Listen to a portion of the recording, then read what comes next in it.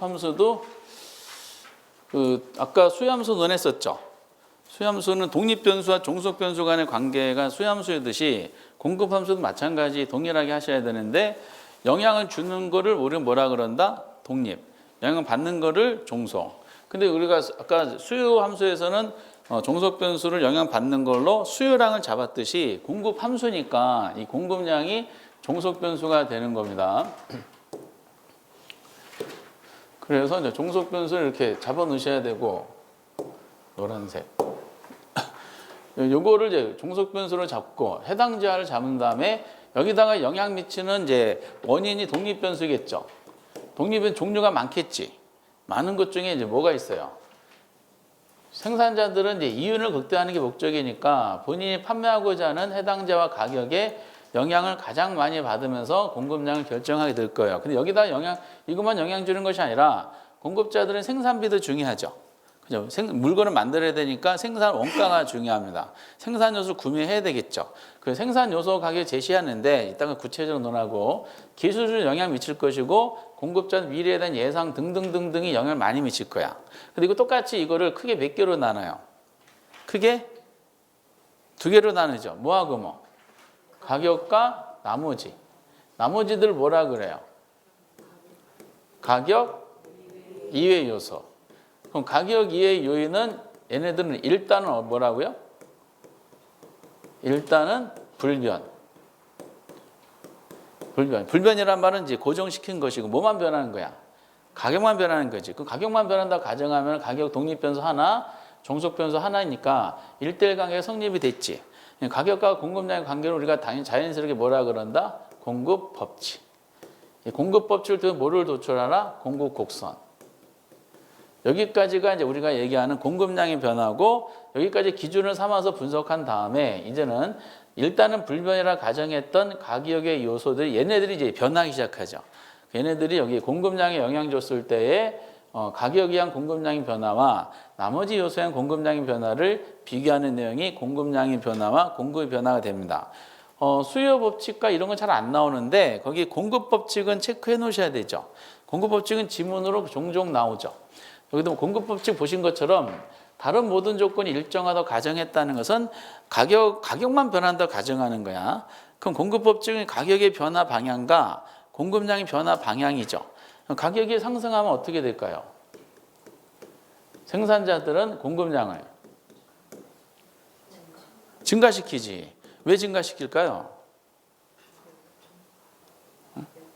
그렇죠. 그래서 증가시키는 거야.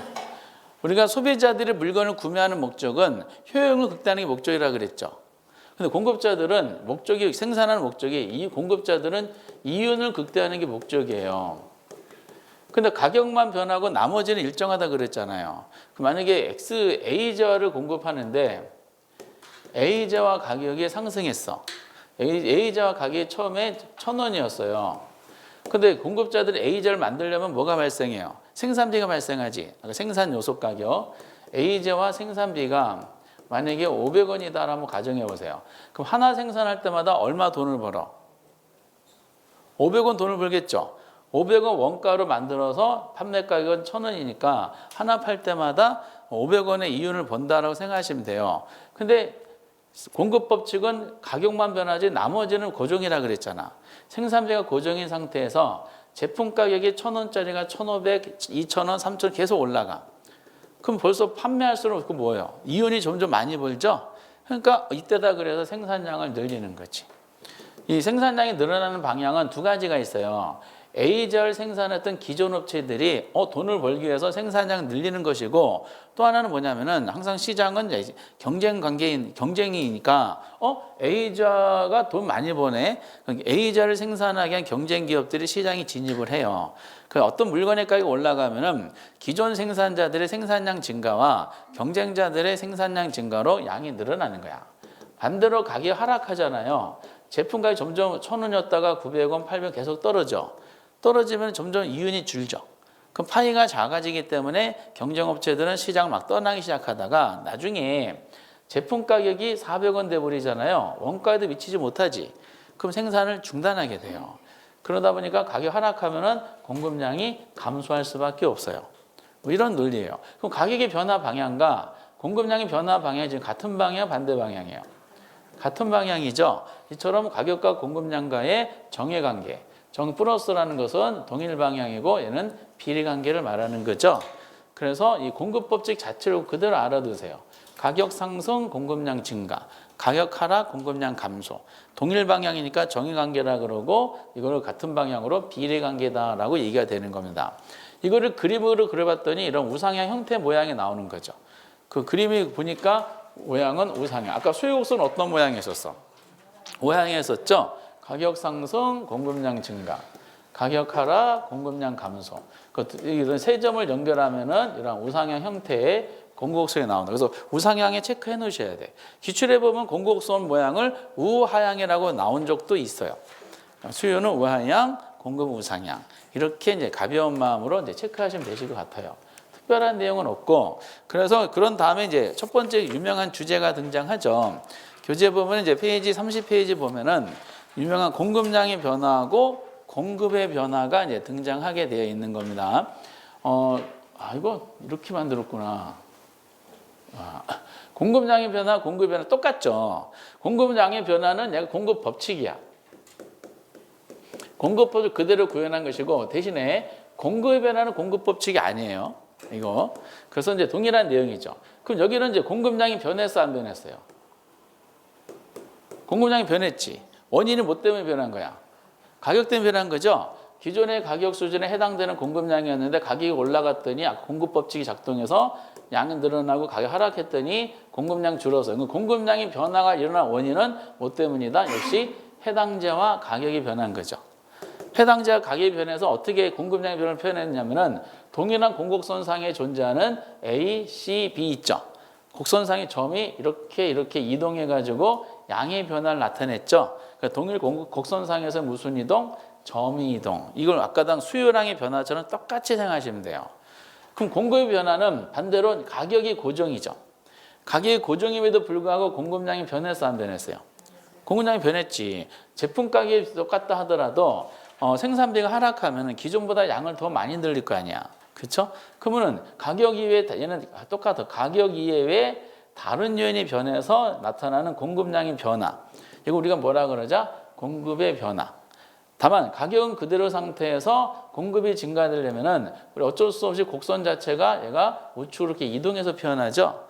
여기 있던 곡선이 이쪽으로 옮겨왔어요. 얘가 우측 이동이야, 좌측 이동이야?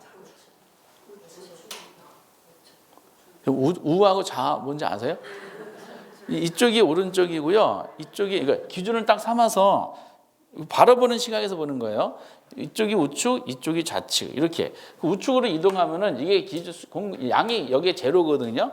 제로 상태에서 이거 우측 이동하면 기존보다 양이 막 늘어나. 그렇죠? 그 얘가 곡선 자체가 왼쪽으로 이렇게 움직이면요, 0으로 막 지향하잖아. 기존보다 양이 막 줄어들어 이렇게. 그래서 곡선 자체가 우측 이동하면은 증가구나. 곡선 자체가 좌측 이동하면 감소구나. 그래서 어쨌든 곡선 자체가 움직여가지고 양의 변화를 일으켰죠. 그럼 곡선 자체 이동으로 양의 변화를 일으켰을 때 뭐는 원인으로 제외시켰어요? 가격은 영향 주지 않았죠. 그렇죠? 그래서 가격은 제외시켰고 다른 요소의 공급량이 변한 거를 여기 보신 것처럼 곡선 자체 이동을 나타내는 뭐라 그러자? 이걸 공급의 변화라 그러자. 공급의 변화인데 똑같은 수요의 변화처럼 우측 이동은 다 증가, 좌측 이동은 다 감소해요. 그럼 수요량의 변화하고 수요 변화 공부하신 거를 모양만 우하향 형태에서 우상향으로 바꿔놓으면 똑같은 내용이 적용되는 거죠. 그럼 자연스럽게 두 가지 있죠. 공급량의 변화는 뭐고 공급의 변화는 뭐냐. 요거를 구별할 문제가 나왔을 때 뭐만 파악하면 돼요? 원인으로 해당자가 뭔지만 파악하면 되는 겁니다. 그래서 그런 식으로 이제 문제가 이제 구성이 돼요. 그러놓고 이제 여기 이제 먼저 이거부터 잠깐 풀어볼게요. 예제 중에 보면은 이런 게 있어요. 28회대 기출문제인데 여기 보면 주택 공급 변화 요인하고 책에도 이제 예제가 붙어 있기 때문에 공급 변화 요인하고 공급량의 변화 요인이 옳게 묶인 거 이렇게 나왔어요. 그럼 노골적으로 낸 거죠. 출제원이 공급량의 변화와 공급의 변화를 구별할 수 있느냐를 물어본 거예요. 그러면 공급량의 변화 쪽으로 시선이 가야 돼? 공급의 변화 쪽 시선이 가야 돼? 공급량의 변화 쪽 시선이 가야 돼요. 왜? 여기는 원인이 하나밖에 없으니까. 그럼 뭘 찾아야 되냐? 문제상에서 출제인이 제시해준 해당 제한을 찾아야 돼요. 여기 해당 제한가 뭐가 제시해줬어? 주택이 제시해줬죠. 그럼 주택 가격 변화가 공급량의 변화 쪽에 있어야 돼. 주택 가격 변화가 몇 개 주어졌어요? 하나밖에 안 주어졌죠. 이것이 공급량의 변화고 나머지는 뭐다? 공급의 변화를 확인이 됐죠. 그래서 수요량의 변화와 수요 변화 구별하는 문제가 나오면은 이건 하늘이 내려진 기회예요. 마찬가지로 공급량의 변화, 공급 변화 구분하는 문제가 나오면은 이건 수요 공급에서 그냥 한 문제 맞추라고 던져준 문제다 보시면 되겠어요.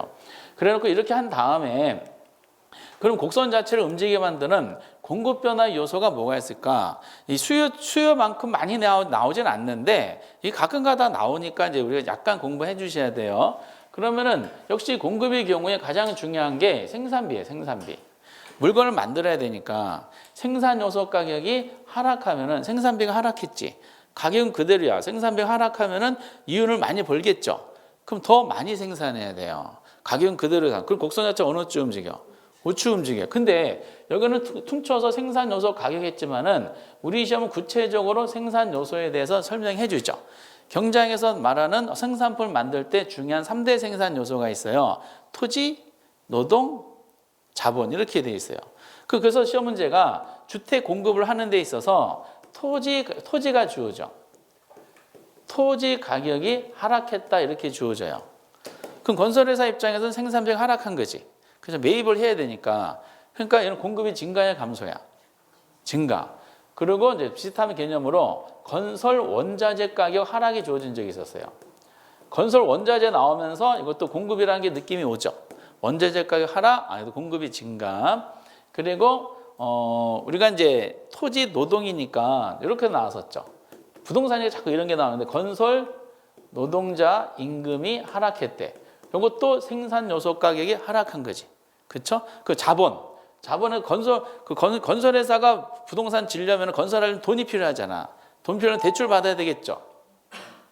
대출 받는 과정 중에 뭐가 나오냐? 건설 자금 이자 하락 이런 게 나와. 얘네들이 전부 다 뭐예요? 생산 요소 제시한 거지.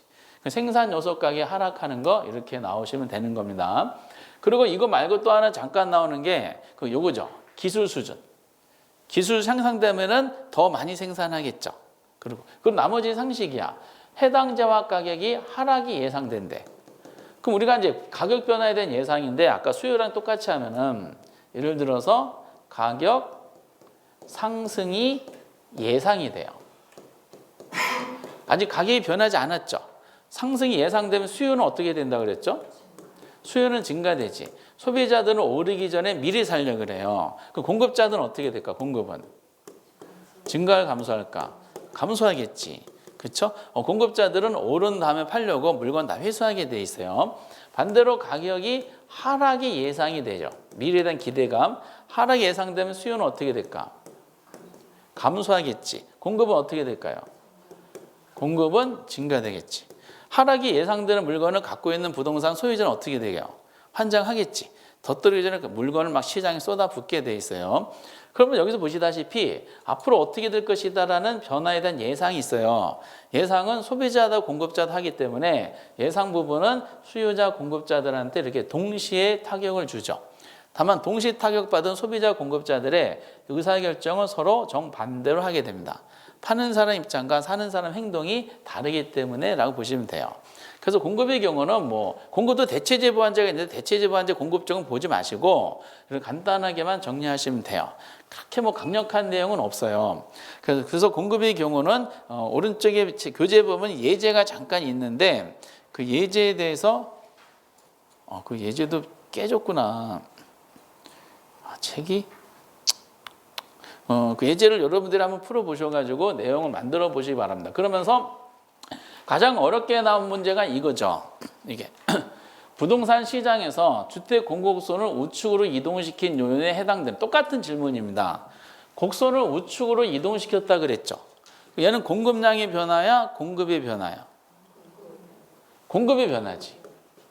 그렇죠. 공급의 변화. 그럼 혹시 이 주어진 자료 중에 공급량의 변화가 있을 수도 있겠죠. 공급량의 변화 자료가 있나요? 어디 있어요? 그렇죠. 해당자가 주택이니까 주택가격 변화 자체가 일어난 얘는 답이 될 수 없죠. 공급이 변하는데 얘는 공급량이 변하니까 후보에서 탈락. 그리고 나머지는 이제 그 우측 이동한다는 공급의 변화 중에 뭐예요? 증가지. 곡선 자체 이렇게 우측 이동하는 것이에요. 그럼 나머지는 감소가 많겠지. 그럼 이거 주택 건설업체 수가 증가했대. 공급 증가야 감소야? 증가. 판매자 늘어난 거니까 증가 맞아요. 건설 원자재 가격이 하락했대. 그 생산비가 하락한 거지. 공급 증가 감소. 증가. 그리고 건설 자금 이자율 하락했대. 생산비 하락했죠. 공급 증가 감소.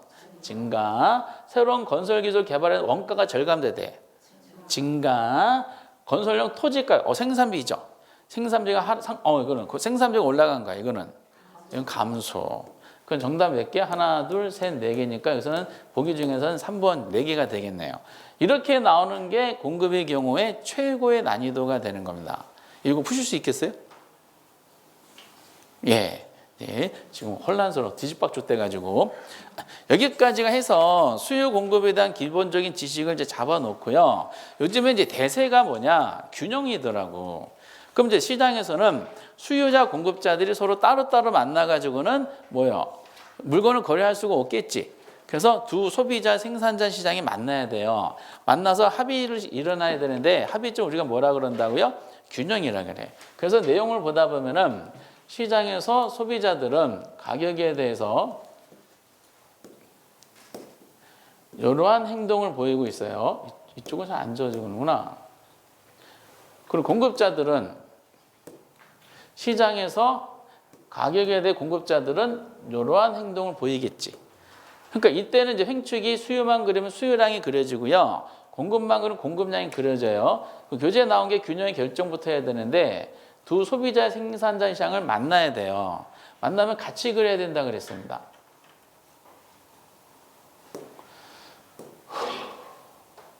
수요가 이렇게 그려지고 공급은 이렇게 그려지죠. 그러면 이제 만날 때 교차점을 뭐라 그런다? 균형. 이 균형이라는 거를 가격축하고 접목시키면은 요게 균형 가격이 되고요. 요거는 뭐가 될까요? 균형량. 이때 횡축은 뭘로 잡아? 이때 횡축은 거래량이 됩니다.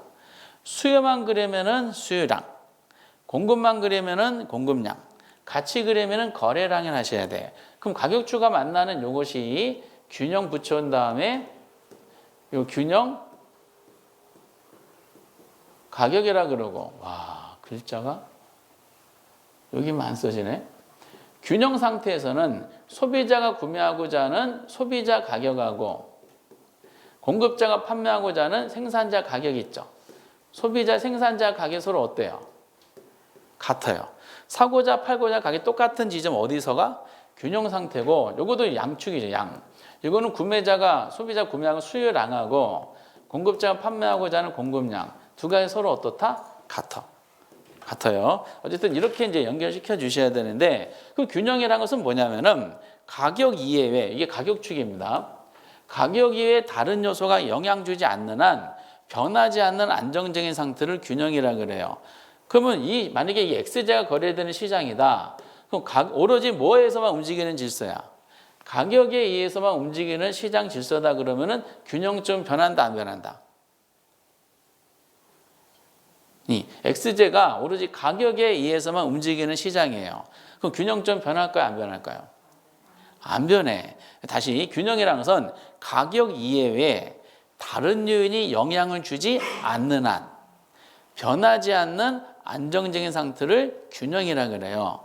그럼 가격 말고 다른 게 영향 주지 않고 오로지 가격에 의해서만 이루어지는 시장이다 그러면은 이 균형 상태는 절대로 안 변한다는 뜻이야.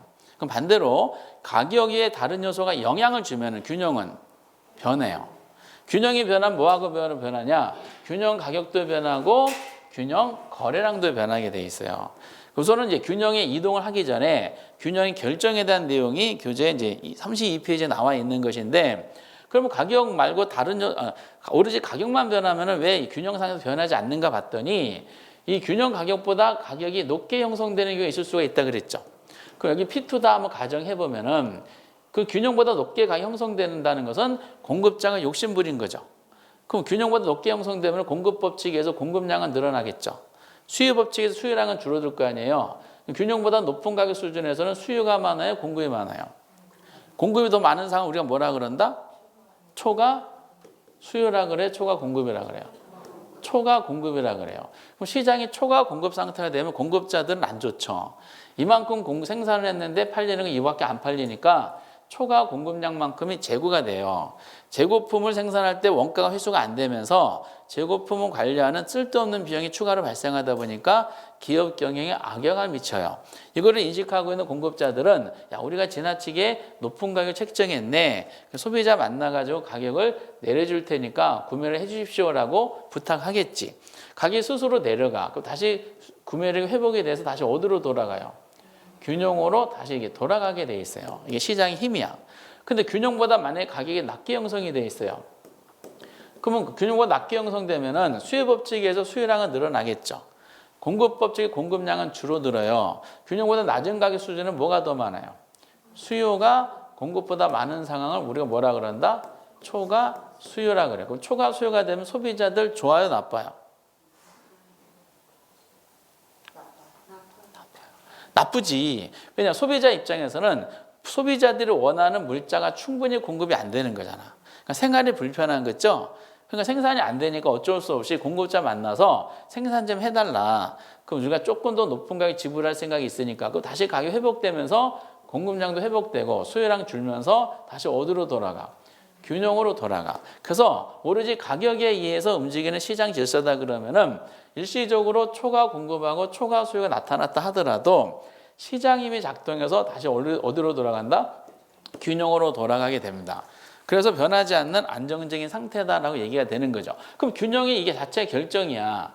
그럼 균형의 결정은 시험 문제 낼 것이 별로 없죠. 그래서 그 다음 단계에서 나오는 계산 문제를 풀기 위한 기본 개념으로 밑에 보면 예제가 있어요. 예제 나온 거 가지고 시험에 나온다는 뜻이지. 거기 예제 중에 3번 가지고 한번 해볼게요. 지난번에 2번 가지고 했으니까 이렇게 요즘에 내지는 않아요. 방정식 문제가 나오는 거야. 방정식 문제 나오면 어떻게 해야 돼요? 풀어야 돼요? 제껴야 돼요? 풀어야 돼요. 거기 보면은 수요함수가 이렇게 돼 있어. 600 마이너스 뭐죠? P. 공급함수가 주어졌어요. QS 100 플러스 4P. 이렇게 나오면 이제 굉장히 반갑게 생각하셔야 되는. 질문은 뭘 질문했다? 균형 가격. 그럼 여기서 포인트는 균형이라는 단어가 중요하죠. 균형 상태에서는 양도 똑같고 가격도 똑같아요. 그럼 여기 수요량과 공급량이 같다는 뜻이지. 그럼 요거랑 요거도 어때요? 같겠지. 같으니까 100 플러스 4P는 600 마이너스 P가 되잖아. P가 넘어가면 몇 P? 5P. 100이 넘어가면 얼마가 나와요? 500. 그럼 P 값을 구하려면 이게 5가 넘어가면 나눠줘야 되죠? 500을 5로 나누면 얼마야? 계산기 있어야 돼, 없어야 돼? 계산기 있어야지. 무조건 계산기 누르셔야 돼요. 균형가는 100이 돼요. 근데 이제 질문은 뭘 질문했어요? 균형 가격 질문했지. 그러면 균형가는 100이고 균형 거래량은 얼마가 나올까? 100을 아무 데나 집어넣어도 같은 값 나와야 되죠? 여기다 100 집어넣으면 400 더하기 100이니까 균형 거래량 물어봐서 얼마? 500이 되는 겁니다. 균형 가격을 물어봤으면은 보기 중에 100을 찾아서 답을 체크하시면 돼요. 이게 우리가 아까 함수 문제는 5단계가 5군데에서 등장하는데 첫 번째는 이미 공부하셨어. 아까 첫 번째는 뭐냐면은 개별 수요곡선을 시장 수요곡선을 바꾸는 거 있었죠. 시장은 개별의 무슨 합이다? 수평적 합이어서 안 삐뚤어 합이었어. 수평적 합인데 방정식 문제 낼 때 방정 Q로 주었을 때 푸는 방법하고 P로 주었을 때 빨리 푸는 방법이 있었죠. 그게 1단계 문제고요. 그리고 이게 2단계야. 2단계. 그리고 대부분은 3단계에서 나와. 3단계. 3단계까지는 1단계, 2단계를 안다고 가정을 합니다. 3단계는 작년에도 나왔지만은 이렇게 간단하게 되지 않고 이거 하나 더 나가는 문제가 나오는데 이게 오른쪽에 나오는 균형의 이동, 균형의 변동 문제가 등장하게 되는 거죠. 균형의 이동 변동인데 여러분들 균형이 변동할 때 33페이지 보면은 크게 두 가지로 나눠졌어요. 양가로 일본의 수요 공급 중에서 한쪽만 변하는 경우 있죠. 한쪽만 변하는 경우고 또 하나는 밑에 동시에 변하는 경우가 있어요. 어느 게 더 중요할까? 한쪽만 변하는 경우 네 가지를 무조건 연습해 주세요. 그러고 나서 동시에 변하는 경우는 한쪽만 변하는 경우에 네 가지 그냥 조합이야. 그렇기 때문에 요거를 명확하게 보신 다음에 나머지를 응용만 하시라 그랬어요. 이렇게 내용은 이제 별건 없고, 그런데 한쪽만 변하는 경우 따져보면은 두 가지가 있어요. 하나는 수요만 변하는 경우, 또 하나는 공급만 변하는 경우야. 나머지는 변하지 않지. 그럼 한쪽면 그래프가 돼 있으니까 한번 따로따로 해보면은, 우리는 원래는 이제 이런 우하향 수요 곡선과 우상 곡선 이렇게 돼야 되는데, 최초의 균형점 요것이 깨져야 돼요. 그럼 요것이 깨지려면 수요든 공급은 한쪽이 변해야 돼. 그렇죠? 그러면 가격 말고 가격 이외에 다른 요인이 영향을 줘야 되겠죠.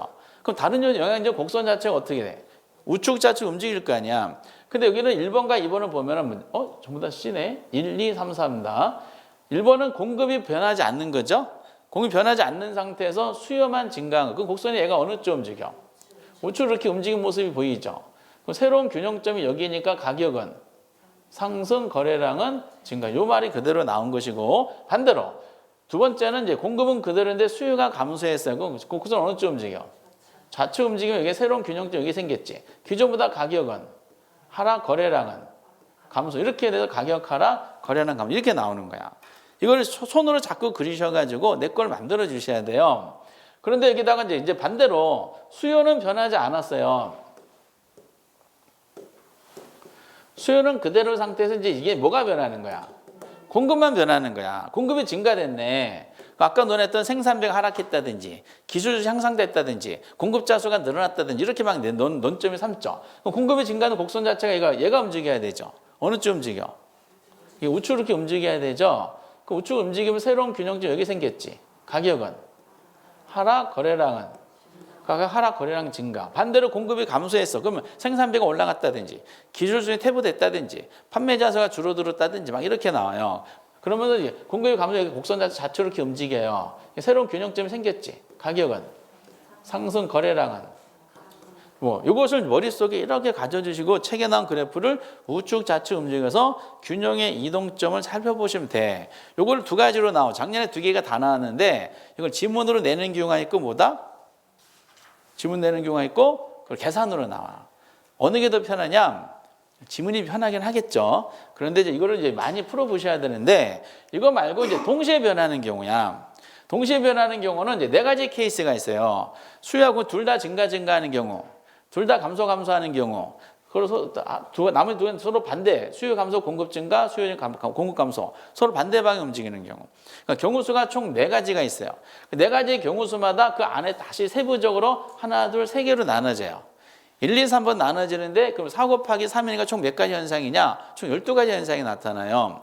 12가지 현상 중에서 이제 요거 1번하고 이게 다 C네. 1번, 2번, 3번입니다.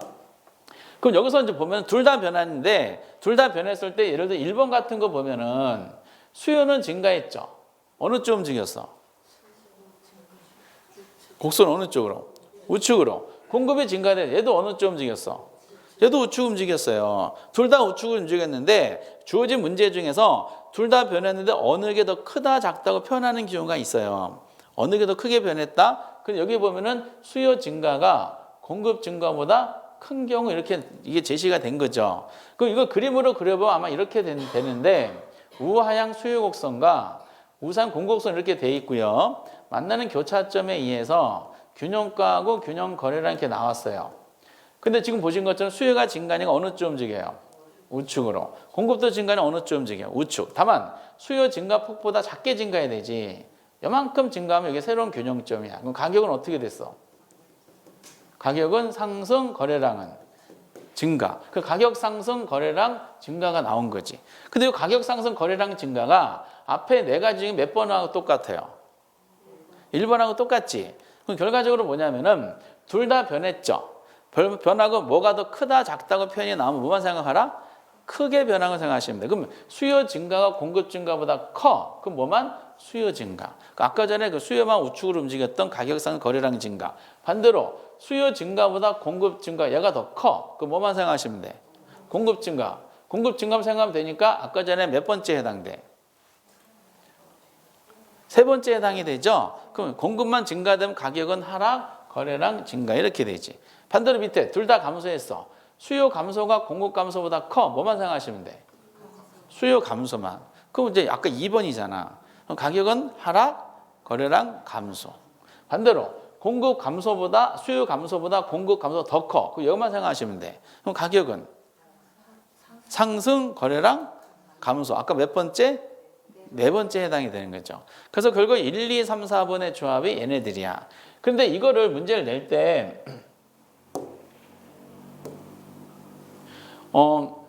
둘 다 변했는데 이동한 폭이 똑같이 이동한 경우가 있어요. 예를 들어서 수요 증가가 일어났고 공급 증가가 일어났는데 얘네들이 이동한 폭이 똑같아. 그렇죠? 그 이동한 폭이 똑같은 특징 중에 하나가 가격과 거래량 중에 하나는 변하지 않아요. 그 느낌이 오죠. 이때는 처음에 연습할 때는 따로 해보셔야 되는데 수요 증가가 일어났으면 가격은 어떻게 돼요? 수요 증가하면 가격은 수요만 증가하면 가격은 상승. 그렇죠? 가격 상승이야. 수요 증가하면 거래량 아까 어떻게 됐었어? 거래량 증가했겠지. 이제는 따로 공급만 증가 한번 생각해 보세요. 공급만 증가하면 가격은 어떻게 됐어? 하락. 거래량은 증가. 그럼 결과적으로 두 가지가 조합이 일어난 거죠. 그렇죠? 내가 두 가지 더한 거야.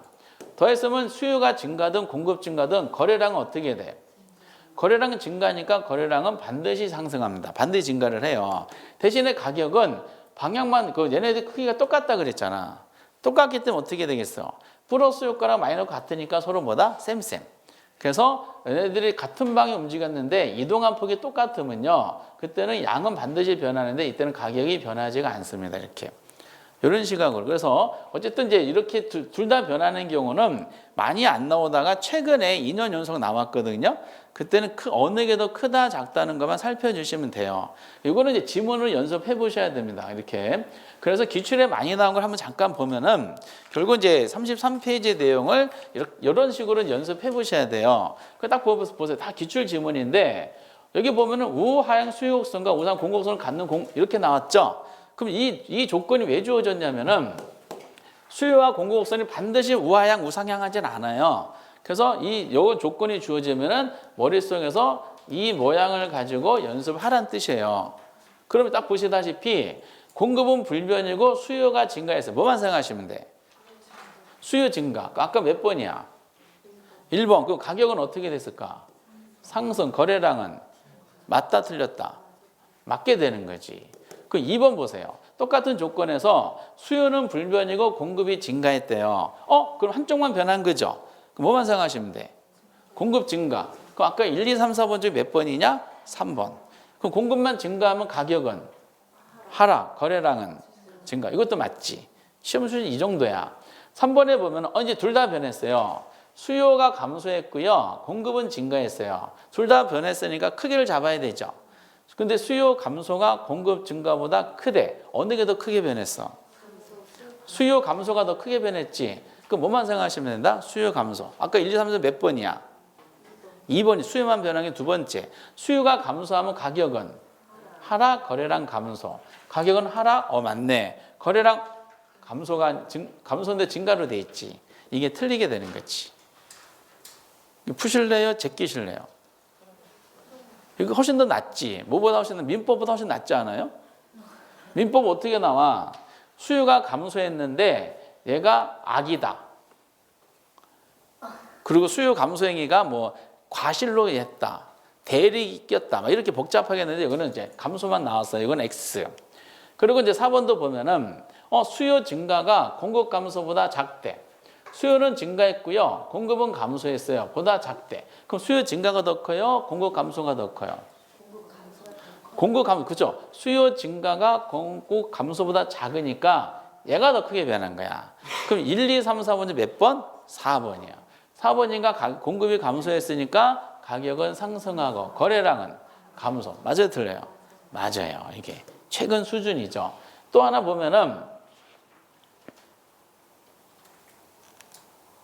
5번에 여기 보면은 수요의 증가와 공급의 증가 둘 다 증가했죠. 근데 위에처럼 크다 작다가 아니라 동일하다고 그랬어요. 그 이동한 폭이 같지. 이동한 폭이 같으면은 가격과 거래량 중에 하나는 반드시 변하지만 나머지는 변하지 않아요. 근데 둘 다 증가했잖아. 사는 사람도 늘어났고 파는 사람도 늘어났어. 분명히 기존보다 거래량 어떻게 됐을까? 그렇죠. 거래량 분명히 증가했어요. 그럼 가격은 어떻게 됐을까요? 가격은 변하지 않는다 해야 돼. 맞지? 왜? 수요 증가는 가격 상승 요소고 공급 증가는 가격 하락 요소거든요. 얘네들이 같다 그랬으니까 플러스 마이너스가 쌤쌤이야. 그래서 가격은 변하지 않는다. 맞지? 그쵸? 그리고 이제 6번에 똑같이 수요 증가와 공급 감소가 같대. 그럼 얘네들 같은 방향이야, 반대 방향이야? 수요는 늘었고 공급은 감소했어. 같은 방향, 반대 방향? 반대 방향이지. 그럼 따로따로 보면은 아까 수요가 증가하면 가격이 어떻게 됐었어요? 상승. 거래량은? 거래량 증가잖아. 공급이 감소했어요. 가격은? 거래량은? 그러면 수요가 증가하든 공급이 감소하든 얘네들은 전부 다 뭐예요? 가격이 올라가는 요소죠. 가격은 반대에 상승해. 대신에 거래량은 얘네 똑같으니까 증가한 폭하고 감소한 폭이 쌤쌤이지. 거래량 어떻게 됐을까? 변하지 않는 거야. 하나는 변하지 않으니까. 거래량은 변하지 않는다. 맞지? 이렇게. 그래서 사실상 1, 2, 3, 4, 6번까지 푸시면은 이렇게 나오는 문제는 100% 다 해결이 되니까 뭐가 크다 작다 표현이 나오면 큰 것만 생각하시면 되겠어요. 그러면 앞에처럼 이렇게 이제 직접적으로 이제 수요가 변해, 공급이 변해 이렇게 내는 경우도 있지만은 출제원들은 과거에 이런 문제를 더 선호했었죠. 이 문제를 연습을 많이 할 텐데 지금 보면은 아파트 시장에서 균형 가격을 상승시킬 수 있는 경우에 해당 이렇게 물어본 거예요. 그 앞에 충분히 연습이 됐잖아. 그 균형 가격이 올라가는 경우야. 가격이 올라가는 경우는 아까 몇 가지 경우가 있었어? 두 가지 있었죠. 먼저 항상 수요 측면에서 공급 측면을 따져야 돼요. 그 수요 측면에 가격이 올라가는 경우는 어떤 경우야? 수요가 증가하든지 또는 공급 측면에서는 가격이 올라가면 어떻게 돼야 돼? 공급이 감소하든지. 그럼 거기에 가격이 올라가는 경우에 해당점을 찾는 거니까 자료 6가지 중에 수요가 증가하든지 또는 공급이 감소하는 이걸 찾으면 정답이 되는 거죠. 그럼 한번 따져볼까요? 1번 수요 면에서 나왔죠. 수요 면이니까 얘는 수요야. 요일은 잡았어요. 그 다음에 방향을 잡아야 돼. 이제는 뭘 찾아야 돼? 증가가 되는 찾아와야 될 거 아니에요. 수요 요소 중에 대체재 가격이 하락으로 나왔어. 그 대체 가격 하락은 해당재와 했죠. 해당재와 수요를 증가시킨 요소야, 감소시킨 요소야. 대체재가 하락하면 대체주택을 사겠어요? 아니면 아파트를 사겠어? 그렇죠. 대체재를 사는 거니까 아파트 수요는 줄 거 아니야. 결국 대체재 가격 하락 요소가 아파트 수요의 감소 요소지. 그 수요가 감소 요소니까 가격이 오히려 어떻다? 떨어뜨린 요소가 되는 게 답이 아니지. 그리고 이제 여기 건설 나왔죠. 건설이니까 뭐야? 수요야, 공급이야? 공급. 요일은 잡아봤어요. 가격이 올라가는 경우는 공급이 감소를 찾아야 되잖아. 근데 방향을 잡아봤더니 원자재가 하락했대. 얘는 뭐야? 공급이 증가. 공급 증가 가격은 떨어지지. 그게 답이 아니지. 우리 뭘 찾아야 돼? 지금 가격을 상승을 찾아야 돼. 건설 종사자나 얘도 공급이지. 임금이 하락했지. 얘도 공급이 뭐야? 증가. 그럼 가격이 하락. 이거 답이 아니야. 수요 면이니까 수요가 나왔어요. 이제 방향만 따지면 돼. 보완재 가격이 상승했지. 보완재 사 안 사? 보완재 비싸졌다니까? 보완재 사 안 사? 안 사. 그럼 보완관계된 물건은 공동면체라 그랬죠? 얘에 대한 수요가 줄어들었어요. 그럼 아파트 수요도 어떻게 돼? 감소지. 보완재 가격이 비싸지면 보완재 안 사. 그러니까 영향받은 아파트도 얘도 같이 안 사. 그 보완재 가격 상승은 저 해당 지역 아파트 수요를 뭐다? 감소시킨 요소가 되겠지. 아직 답이 없죠. 그런데 또 아파트는 선호도니까 수요지. 선호도가 감소했으니까 수요가 어떻게 돼? 감소. 그래도 가격이 어떻게 돼? 떨어진 요소지. 그러니까 지금 보시다시피 1번, 4번, 5번은 수요면에서 감소가 나타나서 가격이 하락하는 요소고 2번하고 3번은 공급이 증가해서 가격이 하락하는 요소야. 아직 답이 없어. 우리는 가격 상승을 찾아야 돼요. 6번 봤더니 건설업체니까 공급이지. 업체 수가 줄어들었대. 공급이 감소. 그럼 얘는 가격이 올라가는 거야. 그럼 몇 번이 정답이 되겠어? 6번이 돼요. 이 문제의 특징은 지문도 짤막하고요. 문제 타이틀 짤막하고 지문도 짤막짤막해요. 그래서 이런 형식에 대한 문제를 많이 풀어보시다가 문제를 내다가 최근에 갑자기 1, 2, 3, 4, 5, 6, 6 이런 문제가 나온 겁니다. 그래서 이거 푸실래요? 제끼실래요? 푸는 걸로 밝혀졌어요. 이렇게. 그리고 이제 또 하나는 이제 이거 구체적으로 낸 경우도 있어요. 7번까지 했었죠. 이게 좀 왜 그런지 모르겠어요. 여기 보면 이제 구체적인 것이 뭐냐? 균형 가격은 상승하고 동시에 거래량이 감소했대. 그럼 가격 상승과 거래량 감소가 동시에 나타나는 경우는 어떤 경우에 해당될까?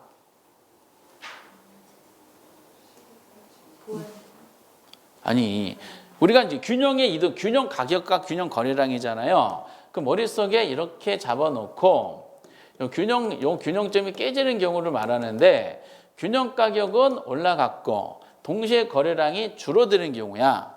그럼 이 경우는 딱 한 가지의 경우가 있어. 어떤 경우? 아까 4대 법칙 중에 가격은 올라가고 거래량 줄어드는 경우는 요 지점이지. 요게 일로 올려니까 얘가 이쪽으로 옮겨야 되잖아. 그쵸? 아까 4대 법칙 중에 공급이 감소하는 경우만이 가격은 올라가고 거래량은 감소한 경우야. 그치? 이거 말고 다른 게 없잖아.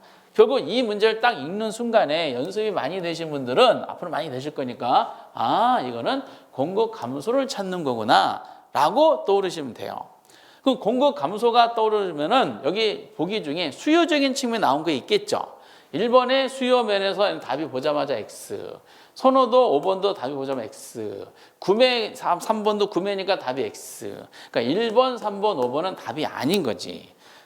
왜냐, 우리는 공급 감소를 찾아야 되니까. 근데 그러면 결국 2번하고 4번 둘 중에 하나죠. 건설 나왔으니까 뭐다? 공급. 원자재 가격이 상승해서 공급이 어떻다? 감소. 여기 매도자니까 파는 사람이죠, 매도자. 공급. 매도자가 증가니까 증가. 우리가 찾는 것은 가격이 상승 동시에 거래량 감소니까 우리는 이 중에서 뭘 찾아야 돼? 그 C번이 아니라 2번이죠, 2번. 1, 2, 3, 4번. 이렇게 나오는 거야. 그럼 지금 보셨던 한번 유형을 한번 보시면은 문제 중에서 1번부터 6번까지 수요와 공급이 직접 변했어요. 증가했어요. 감소. 이렇게 직접 표현하는 이 지문이 편해요. 아니면 이렇게 7번과 8번처럼 이렇게 이제 앞에 요인이 나와가지고 사례를 찾는 게 더 편해요. 다 편하다는 게 확인이 됐어요. 이렇게. 어려운 게 아니에요.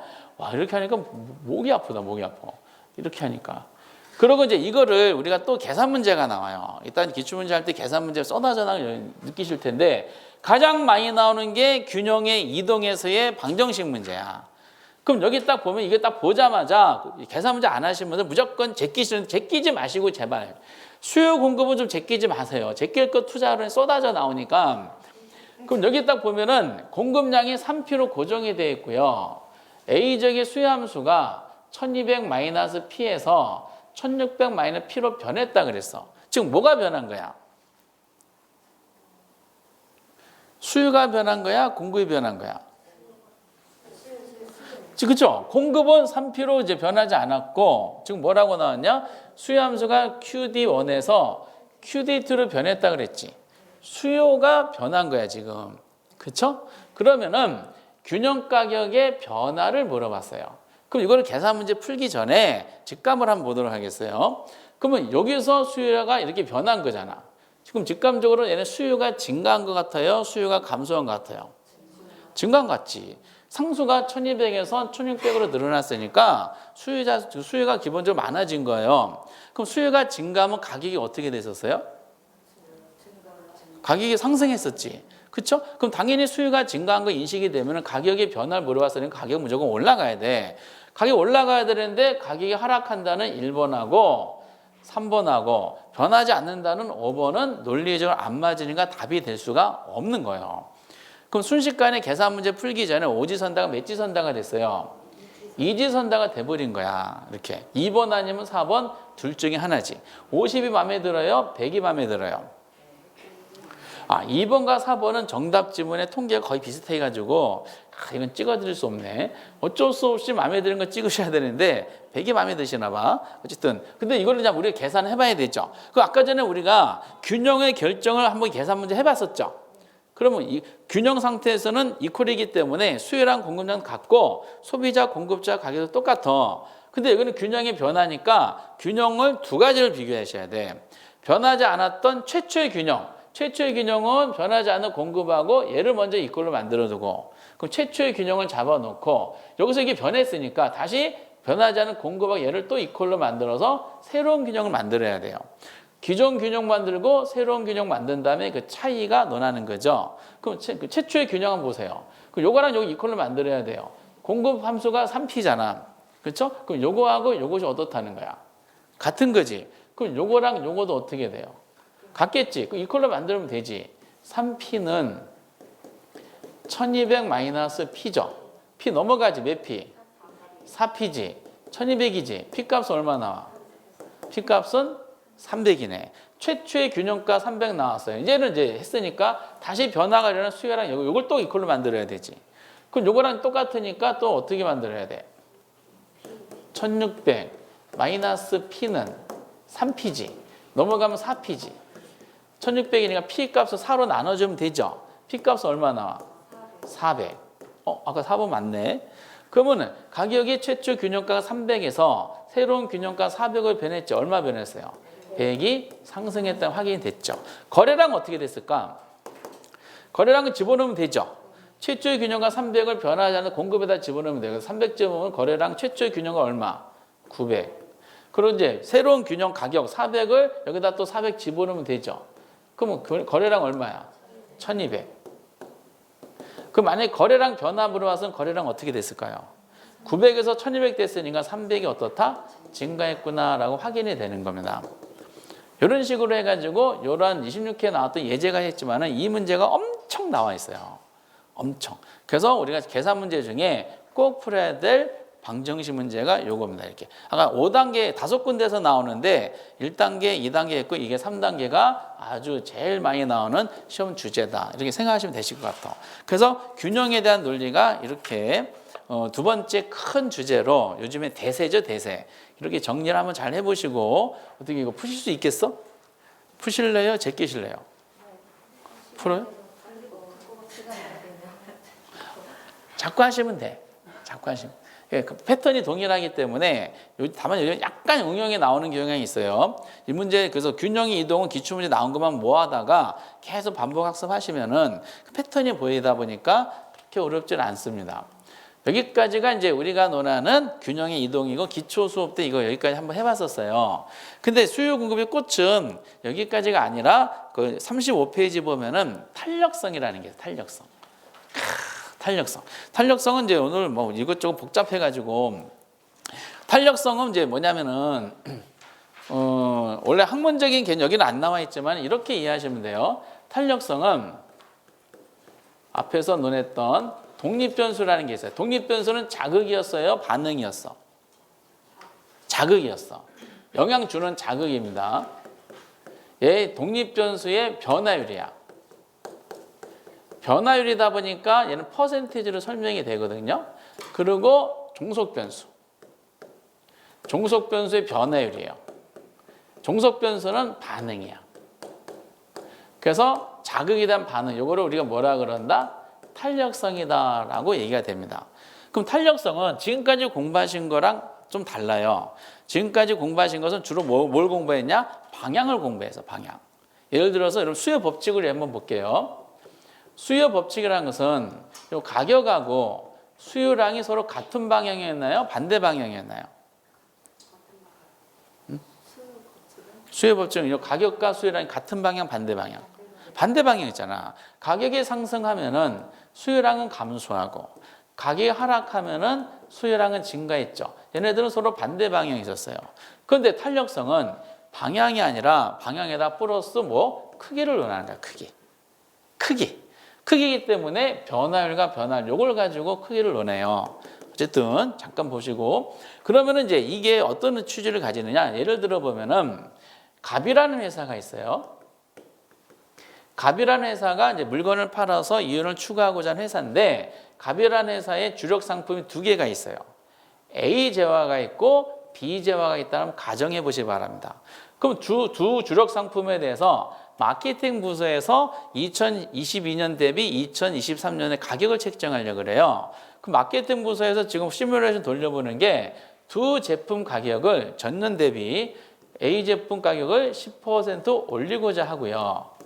B 제품 가격도 10% 올릴까 고민을 하는 거야. 똑같이 이렇게. 그럼 마케팅 부서 예측하는 게 있겠지. 그럼 가격이 올리죠. 그럼 수요량은 어떻게 될까? 수요량은 감소할 걸로 예상이 될 거 아니야. 근데 조사해 보니까 A 제품 가격 10% 올린다고 봤을 때 수요량이 1% 감소할 걸로 추정이 됐고요. B 제품은 70%가 감소할 걸로 추정이 됐다라고 가정해 보시기 바랍니다. 그럼 결과적으로 최종 결정은 A 제품은 어떻게 올리기로 결정할까? 그대로 가격 유지하기로 결정할까? 응? 가격 10% 올렸더니 수요량 1% 감소가 예상이 됐어. 가격을 10% 올리기로 결정하겠지. 얘는 올리기 결정하고 B 제품은 어떻게 할까? 기존 가격 유지할까요? 아니면 가격 올리기로 결정할까? 10% 올렸더니 70%가 감소한다 그랬잖아. 그럼 가격 올리면 큰일 나겠지. 얘는 그 기존 가격을 유지하기로 결정했어요. 그러면 A 제품과 B 제품의 두 주력 상품에 대해서 가비론 회사 의사결정이 A는 올리자, B는 그대로 유지하자라고 의사결정이 달라졌죠. 의사결정이 달라진 것은 방향 때문에 달라진 거죠. 아니지. 방향도 달라진 게 아니야. 둘 다 방향 똑같았잖아. 둘 다 가격을 올리면은 둘 다 수요량은 어떻게 됐다? 수요량 감소할 걸로 수요법칙이 작동한다고 봤을 때 수요량 둘 다 감소할 거 예상이 됐잖아. 그러니까 방향 때문에 달라진 것이 아니라 뭐 때문에 달라진 거예요? A 제품 10% 가격을 올렸을 때 얘는 반응이 1%가 일어났죠. 얘는 10% 가격 올렸을 때 70% 반응했잖아. 이 자극에 대한 반응의 크기야, 크기. 크기 가지고 논하는 것이 뭐예요? 탄력성이야. 지금까지 겨우 방향 가지고 연습이 끝난 상태야. 가격 올라가면 수요량 감소하고 가격 올라가면 공급량 증가하고 그리고 수요가 증가하면 가격은 올라가고 거래량 지금 방향을 열심히 해가지고 겨우 이제 안정화될까 말까라고 안절부절 하고 있는 상태인데 이건 또 뭔 얘기야? 여기다가 크기까지 노네? 환장하는 거예요. 그래서 탄력성에 처음에 접근할 때는 좀 부담을 많이 느끼더라고요. 그래서 크기와 크를 논하는 이 퍼센티지 변화율, 이걸 가지고 이제 크기를 설명하는데, 이때 탄력성 할 때 공통적으로 쓰는 단어들이 있어요.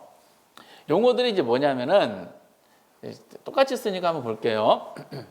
지금 이제 탄력성이라는 것은 독립변수 변화율에 대한 종속변수 변화율이라고 그랬죠.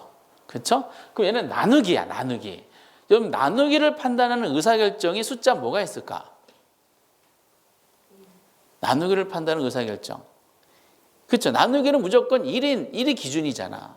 이 나누기는 모든 걸 1 가지고 판단해. 그래서 예를 들어서 독립변수가 첫 번째 예를 들어볼게요. 10%가 변했다 한번 가정해 보세요. 그럼 10%가 자극을 준 거죠. 그렇죠? 근데 종속변수가 예를 들어서 30%가 반응했어요. 그럼 탄력성은 크기를 논하기 때문에 숫자로 항상 표시가 되거든요. 그럼 탄력성 값은 얼마가 나올까? 독립변수는 밑에 분모가 10%야. 근데 종속변 얼마 변했다? 30%가 반응했어. 30%. 그렇죠? 그러면은 30을 10으로 나누면 얼마 나와? 3이 나오지. 그러면은 3이라는 것은 자극은 10%인데 반응이 세게 누르지도 못해. 지금 불안해가지고. 자극은 10%인데 반응은 30% 일어났죠. 그럼 이 경우는 자극에 대해서 반응이 민감한 경우야, 둔감한 경우야? 민감하게 반응한 거죠. 그렇죠? 이 민감하다는 걸 뭐라 그러냐? 이거를 탄력적이다라는 표현을 쓰게 됩니다. 탄력적이다. 탄력적이란 말은 자극에 대한 반응이 민감하다는 뜻이야. 근데 두 번째는 예를 들어서 독립변수가 10% 변했는데 종속변수도 10% 변했다라고 한번 가정해 보시기 바랍니다. 그러면 분모가 10%고 분자도 10%죠. 그럼 자극과 반응이 똑같지? 그럼 10을 10으로 나누면 얼마 나와? 1이 나오지. 똑같은 숫자 한번 나눠보세요. 그럼 1이 나와, 1. 그러면 1이라는 것은 자극과 반응이 똑같지? 그럼 민감하다, 둔감하다의 경계선이에요. 그럼 1이라는 탄력성 값이 나오면은 이걸 뭐라 그래? 이거를 기준이다 그래. 이거를 단위 탄력적이다라고 얘기해야 됩니다. 근데 세 번째, 독립 변수가 10% 자극 줬는데 종속 변수가 2%가 반응했어요. 그럼 얘는 10%인데 반응이 2%죠. 그럼 얘는 숫자 얼마 나올까? 2%를 10으로 나누는 거야. 얼마 나와? 어?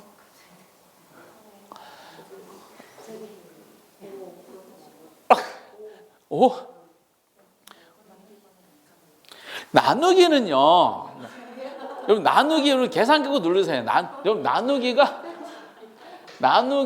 이게 나누기죠. 그쵸? 그럼 나누기 누를 때 위에 있는 숫자 있죠? 이렇게 계산기 누르는 제 버튼 순서입니다. 위에 거를 첫 번째 누르고요. 뭐야 이거? 두 번째는 나누기를 눌러야 돼. 세 번째 밑에 숫자 누르시고요. 네 번째는 거기 엔터가 있어요, 계산기에. 네 번째 누르고 나중에 컨펌, 마지막에 액정 화면에 숫자를 확인하는 게 마지막 5번째 절차예요. 그러면은 위에 거 2를 먼저 누르고 나누기 10을 하잖아. 이게 얼마 나와요? 0.2가 나와요. 0.2. 그래서 제가 한번 실험을 해봤어요. 모의고사 한번 내봤는데 2번에 0.2, 5번에 5를 집어넣었어요. 4번에 5를 집어넣었더니 5가 30%가 찍혀졌어. 실제 사건이에요. 실제 사건. 나누기를 이렇게 어려워하셔. 어쨌든 그러면 자극은 10%인데 반응이 2%니까 얘가 5분의 1로 반응이 축소됐지. 자극에 대한 반응이 민감한 경우야, 둔감한 경우야? 둔감한 경우야. 0.2가 나왔죠? 이 둔감하다를 뭐라 그런다? 비탄력적이다라고 합니다. 그래서 탄력적이라는 이 개념은 여러 분야에서 쓰여요. 뭐 교육학, 정치학, 사회학, 토목공학, 건축공학 뭐 여러 군데 써요. 원래 이 탄력성이라는 게 경제학에 나온 학문이 내용이 아니라 자연과학에서 나온 내용이에요. 자연과학 끊임없는 실험을 하잖아. 실험하려면 어떤 요소를 투입하죠. 그 결과가 있을 거 아니야. 투입과 결과 요걸 통해서 탄력성이라는 개념이 나오게 된 거를 많은 분야에서 활용하게 되는데 근데 어떠한 탄력성을 논하든 표현은 똑같아요. 1을 기준으로 1은 단위 탄력적이야. 1보다 크면은 뭐라고요? 탄력적. 1보다 작으면은 비탄력적 이렇게 하는 건 똑같아요. 그럼 탄력적이라는 말은 자극에 대한 반응이 민감하다.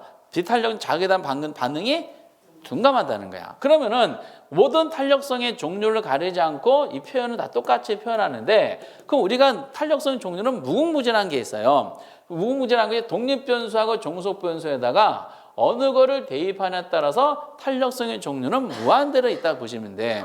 요즘에 보는 게 이거죠. 요즘에 유명한 사회학에서 분노의 층간소음 탄력성이라는 게 있어요. 자극이 뭐야? 층간소음이 자극이지. 그쵸? 층간소음이 일어나면은 아래층 사람들의 분노 게이지에 따라서 반응이 탄력적인, 비탄력적인 있죠? 근데 만약에 아래층 사람이 분노의 층간소음 탄력성이 매우 탄력적인 사람이 거주하잖아. 이건 사건, 사고야. 이렇게. 저희 집안이 그래요. 저희 집안. 집에 계신 분은 매우 층간소음 탄력성이 탄력적이야. 저는 매우 비탄력적이야. 그 애들이 엄마를 닮아가지고 탄력적이야. 그래서 쿵깡쿵 하잖아요. 엄마 어디서 또 뛰어? 이렇게 얘기해. 그럼 본인들은 올라가야 되잖아. 저는 못 느껴. 저보고 올라가래. 환장해 죽겠어. 환장해 죽겠어. 그런 거 있죠. 그리고 이제 연말연시라든지 신년에 친구들 모이면은 동네 사람 모이면 이거예요. 상처에 교육하게 상처에 농담 탄력성이라는 게 있어. 상처에 모임이 있으니까 농담을 딱 던졌어. 근데 그 말에 대해서 어떤 사람은 농담이니까 넘어가는 사람이 있어요. 어떤 사람은 여기에 대해서 탄력적으로 반응해서 상처를 받아. 그래? 나에 대한 얘기가 좀 좋지? 막 이렇게 돼. 그러니까 무궁무진하지. 저것도 있죠. 추월의 분노의 추월 탄력성. 운전하신 분 누가 내 차를 추월했어. 내 차를 추월했어 이씨 해가지고 무슨 변호사인가 무슨 있더라고요. 그 보면은 내 차를 추월했어 이씨 해가지고 못하게 하고 사건 사고지. 저는 운전하면은 추월해 다 추월시켜줘요. 다. 그럼 전 급한가 봐 해가지고 다 추월해주고 끼어들게 하면 다 끼어들게 허용해줘. 저는 괜찮아. 제 뒤에서 난리 나더라고. 빵빵빵빵. 괜찮 가만히 있어. 인생 뭐 빨리 이런 식으로 해가지고 이렇게. 그러니까 저희 뒤에 있는 사람 불리해. 이렇게 다 끼어들게요. 다 이러죠. 그러니까 이제 제 옆에 운전 조수석에 집에 계신 분은 못 태워요. 그냥 열내가지고 빠가빠가빠가빠가 와 무서워 죽겠어. 어쨌든 그런 거야. 그런데 우리가 탄력성 종류는 무한대로 하더라도 탄이냐 비탄이냐라는 것은 다 똑같다는 거야. 항상 무슨 숫자 뭘 가지고 1 가지고 논하는 거야. 그러면은 그 무한대 탄력을 우리가 다 공부할 수는 없잖아요. 그래서 이제 우리는 그 중에서 뭐만 가지고 하냐면은 이렇게 지워지지. 익숙하죠. 이 큰 거 없나 지우개? 요거 남겨야 되니까. 어쨌든 이렇게 돼요. 이렇게 된 상태에서 이렇게. 그런데 우리는 논할 것은 수요 법칙과 공급 법칙 논했잖아. 수요 법칙은 자극이 뭐가 수요 법칙이었어? 아니 수요 법칙이라니까? 수요 법칙은 뭐가 변한 거야? 가격이 변했죠. 그래서 뭐가 반응했어? 수요랑. 공급 법칙은 뭐가 변한 거야? 자극 준 거야. 가격이 변해서 공급량이 반응한 거잖아요. 수요 법칙이든 공급 법칙이든 다 원인이 뭐 때문에 변한 거예요? 가격이 변해가지고 수요 법칙은 수요량이 반대 방향으로 작용했고 공급 법칙은 가격이 변화한 거에 대해서 동일 방향으로 작동한 거예요. 그 원인이 전부 다 수요량과 공급량이 변했지만 원인이 전부 다 뭐예요? 가격이 자극을 준 거잖아. 그럼 여기다가 가격을 집어넣어요. 독립변수에다가. 그게 무슨 탄력성? 가격 탄력성이 되는 거예요. 그래서 가격 탄력성이 제일 중요해. 근데 가격이 두 군데 영향 주잖아. 수요도 영향 주고 어디에도 영향 줘? 공급에도 영향 주지. 그 가격 탄력 종류가 두 개가 나오는 거예요. 그래서 여기다 수요 집어넣으면 얘가 수요의 가격 탄력성이고 공급 집어넣으면 공급의 가격 탄력이 돼요. 그래서 우리는 탄력성 공부할 때 제일 먼저 가격 탄력성을 먼저 잡아야 돼. 가격 탄력성의 개념 먼저 잡아놓고 근데 특히 수요에 영향 준 것이 가격만 있는 게 아니었잖아. 가격에 다른 것도 있었어 없었어요? 있었죠. 아까 소득도 있었잖아요. 다른 자가 영향 줬었지. 그래서 가격 탄력성 잡아놓은 다음에 가격 탄력성, 이외의 탄력성, 수요의 소득 탄력성과 수요의 교차 탄력성 얘네들을 추가로 공부하시면 돼요. 근데 얘네들 들어가기 전에 뭐부터 잡아야 된다? 가격 탄력을 먼저 잡아놔야 돼요. 그래서 이 가격 탄력성의 논리가 35페이지부터 장장장장장장 설명이 되게 있는 겁니다. 이렇게. 그래서 여기부터는 이제 다음 주에 한번 해보도록 하겠는데 진도가 이제